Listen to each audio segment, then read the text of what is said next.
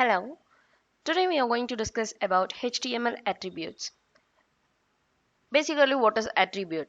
Attribute is nothing but a characteristic of particular tag that will help us to know what it is going to actually do.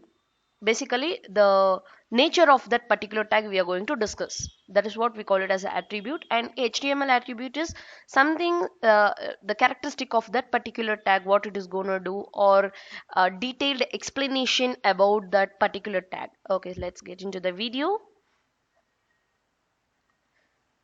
So HTML attribute provides the additional information about HTML elements. For example, if I'm telling that I want to insert an image, I have to describe in this particular width. For example, I need in 500x pixel only. The height should be around 350 pixel itself. If I have to mention that particular detailed in additional information, then we can use HTML attributes.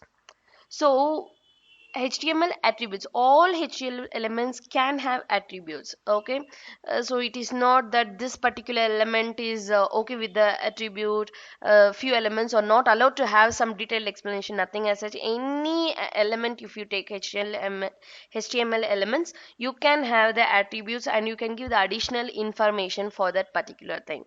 And how you can do it is you can specify with the start tag. So whatever the tag you're using, within that particular tag you can give any attribute detailing explanation. Generally it will be in terms of name or value and so on. Obviously we'll see the example for that. So if for example if you take the href attribute, you can use the detailed explanation also.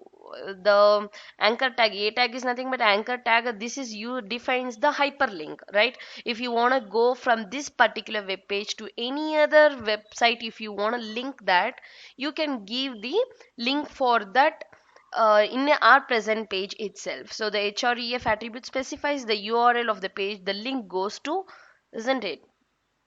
So the best example we can take here is take a href is https www.w3schools.com. So if you want to visit this w3schools.com, you can go for it and say suppose over here the src attribute, say here it is the image tag. We will be using the image tag, and the src will be as the attribute or the path. You can give the path for that. So if I am telling img girl, might be I have stored a image with this name in my desktop and I can give the path. By default with this name it will take it out. So if I'm using the src attribute, that is source attribute, you can specify in two different ways. One is absolute url and another one is relative url. Absolute url is nothing but links to the external images that is hosted on another website. So suppose if I have to go to the any other another website external image, if you want to go, you can give absolute. For example, this is the absolute link. Okay, I'm telling that www.w3schools.com imagegirl.jpg. So external images might be under copyright. If you do not get permission to use it, you may be violation of copyright rules. In addition, you cannot control the external images. It can suddenly be removed or changed.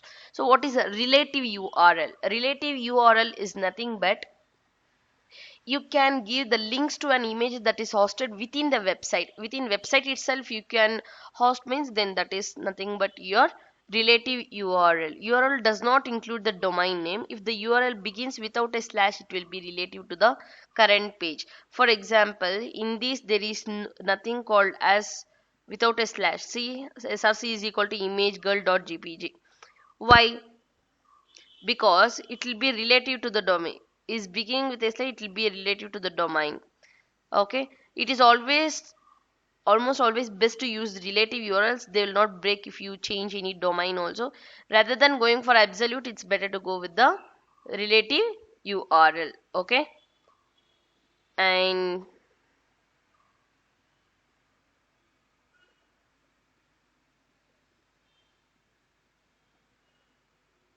So we have seen discuss all about this absolute and relative, right? So here comes the width and height attributes. So the image tag should always contain width and height. Some images will not be so good with a very bigger width and height is shorter. It won't look good, right?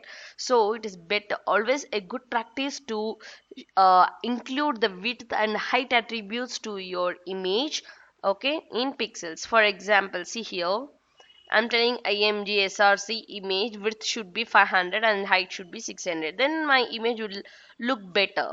Okay, that's what I mean.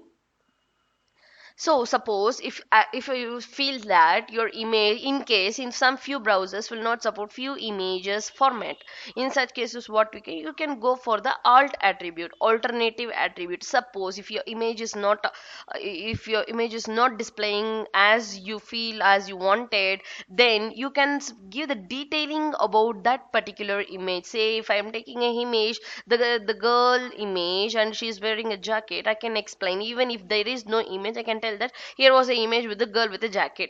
So I can mention that one, so that in case if it is showing any slow connection or error or any other issue, then the user or whoever is using that particular or seeing that particular web page, they can make out that okay, here was the image, due to some technical issues that particular image is not displaying, and that image is all about a girl with a jacket. Okay, that is the good practice to use the alt attribute.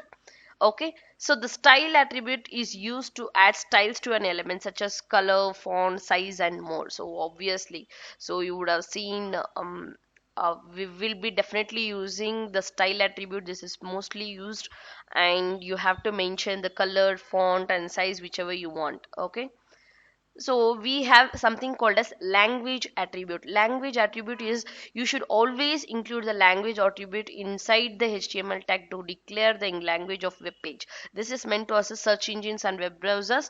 The following example specifying English as language. See, any language, for example, if you are using Kannada, then you can mention that lang is equal to KA. We do have some abbreviations for that, and if you're using for Tamil it's TA, or Portugal it's PA, okay, and so on. So for English it is EN. So this is nothing but, as you know, it is a commentary line stating that it is a HTML document. HTML language what you are going to use is EN, English. So some body content will be there and HTML is closed over here. Okay, so country codes can also be added to the language code in the lang attribute. So the first two characters define the language of the HTML page and the last two characters define the country. The following best example for English as the language, you can tell which country and you can tell which language is that. For example, if it is US and English, so this is a language EN from US. Okay, so that is how that we will mention with the within the HTML tag itself. Okay. Next, title attribute. Title is also an attribute. So what does basically it mean is you can give some extra information about your element. So the value of the title attribute will be displayed as a tooltip when you mouse over the element. So it is highly important. For example, you can go for like this. So if I'm taking I am a tooltip, this is a paragraph. You can give the title. Okay, what kind of title or basic information about that particular paragraph. So we come to the end of the video, that is the chapter summary. What is attribute? Attribute is nothing but it is a complete information. You are going to give additional information about your HTML elements. Obviously all HTML elements can use the attributes. So the href attribute of a angular tag specifies the URL of the page the link goes to. So the SRC, the source attribute of image, specifies the path of the image to be displayed. So for an image, you can use the attributes like width and height to provide the size information for image. The alt attribute of image provides an alternate text for an image. The style attribute is used to add styles to an element such as color, font, size and more. The lang attribute of the HTML tag declares the language of the web page. The title attribute defines some extra information about that particular element. Thank you.